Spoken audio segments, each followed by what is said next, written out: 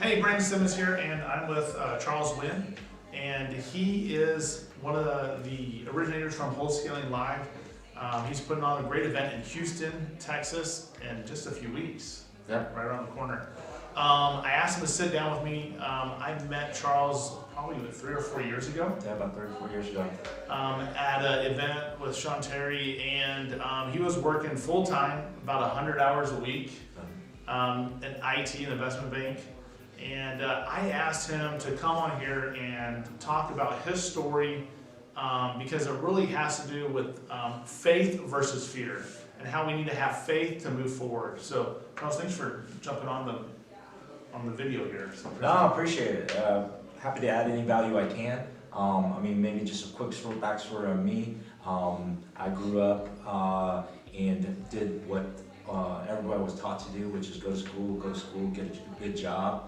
And then I had about a 17-year career in corporate IT, working for investment banks. So then I started looking for other things to do besides just working in corporate America.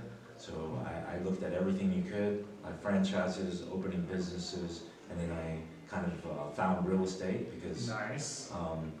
One of the guys who actually worked for me said, his ancestors used to tell him, you can't go wrong buying dirt.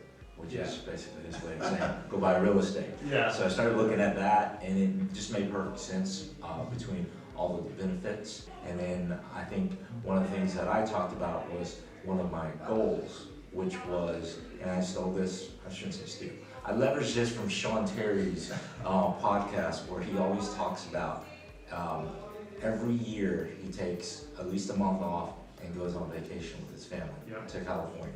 And, I took that idea and said, that's my goal too. Before my kids get too old, I want to take a month off every summer and go somewhere. And then, next thing you know, they're getting me to commit to, taking that leap of faith to go full-blown real estate. And the way it was described, and I love this philosophy, is you have to go make decisions based on your faith that you can get things done versus the fear. This is big. Will you say that part again? Yeah, so basically, you gotta make decisions based on faith instead of fear. All right, so what you just said was amazing. You said you gotta make decisions on faith and not fear. Correct. So how did you make that decision? A lot of times people ask me, they're like, hey, before you left your job, did you make as much as you were making in corporate America?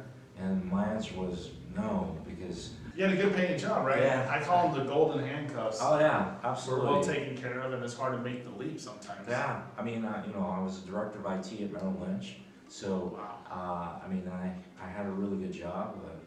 Had a good team, so it wasn't. I worked a lot, but I had a stable income. But I wanted to get my time back. Yes. I was working definitely way too much, and I was really losing time with the family. So it was kind of easy for me to say, okay, I'm gonna go do real estate. But one of the first things that I recommend to anybody who's kind of in this situation is make sure you have the buy-in from your significant other. Yeah.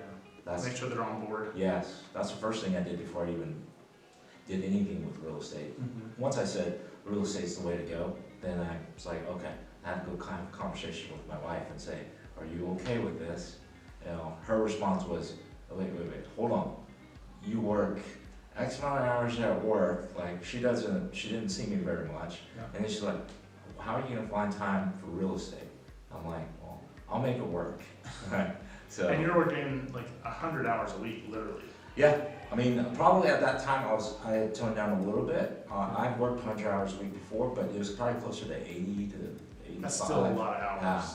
Yeah, so I trimmed down a little bit, and then, when I did make the transition to say, hey, I'm gonna do real estate, then, you kind of have to make a decision because, I was already working a lot. I couldn't work a whole lot more, so then I had to trim down the amount of hours I dedicated to the corporate job. Now, whenever you made that decision and that leap, a lot of times when we think, okay, this is it, what was that moment like? What was that moment like when you made that decision? Whenever you actually walked out for the last time?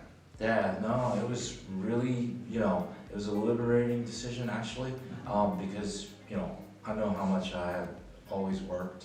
And then, for me, it's always, you gotta go based on that faith. Yeah. I mean, it's You're making something- the decision on faith, Exactly. not fear. Yeah, no, when you start thinking about fear, then it's kind of and I know I'm an analytical person, well, I'm an analytical Yeah. person, right? So, right, you start thinking about things and it's like, okay, then the fear will set in. But We you get just- the paralysis. We Absolutely. we won't make the decision. Yeah. But if we have that faith and we have things kind of figured out, Mm-hmm. we'll make that leap and we'll go full blast. Yeah. So with people that are watching the video, students of mine too, what advice would you have for them whenever it comes time for them to make a decision to get in this real estate game, to do your first marketing campaign, and maybe they have a couple of deals and maybe it's time for them to jump ship? Right.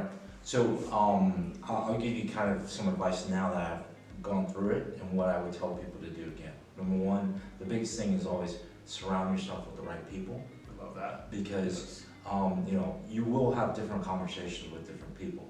Meaning, if it's kind of your family and friends, then when you say, hey, I'm thinking about going real estate full time, Yeah. the conversation is, no, why would you leave a good job? Why would you, Uncle Bob lost some money on this house over here. You shouldn't, real estate's too risky. Right.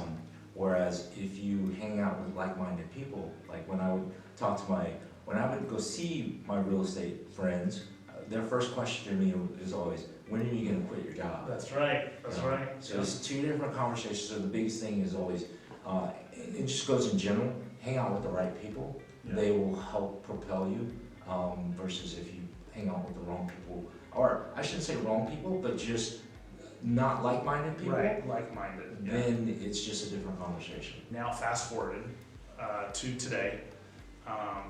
The biggest thing, it's not always about the money. It's not always about the bling bling and the things. For some of us, it's about the time and the time with the family. Absolutely. So now that you have a little bit more control over your time, what's something that you've done that was just been amazing with your kids and your wife? Okay. So the very first thing I did the day after I left corporate America was me and my wife went to lunch, and my whole point in going to lunch, well, obviously hang out with my wife, but it was literally, I just wanted to have a drink. Like I had a margarita, just so, in the middle of the day. In the middle of the day, it had to be in the middle of the day, just because I've always wondered what people do in the middle of the day that they can drink. And I only had one drink. I mean, it was just, it's one of those things you have in the back of your mind, like, hey, I'll go to lunch and I see these I don't have to be back at work. Exactly. Yeah. And then one other thing with my son is we would always, every time I noticed, like every now and then I'd go pick up my son. If I go pick him up myself, he kind of like, okay, it's almost like, oh, okay, it's him, and not my wife. And every now and then I'd go with my wife to go pick him up. This was while I was working, and he would always run and give her a hug. So then, not that long after I left corporate America, then one day my son saw me, and then he came up to me and gave me a hug. So it was like that. See, that's the stuff that money can't buy. Yeah, no. But the time, the business can buy time, Absolutely. and so you can have experiences like that. Oh yeah, it's all about creating memories now. That's it. So remember this, when it comes to making decisions, make them out of faith, not fear. And thanks for watching. Thanks, Charles. Appreciate it. You're welcome. Appreciate it.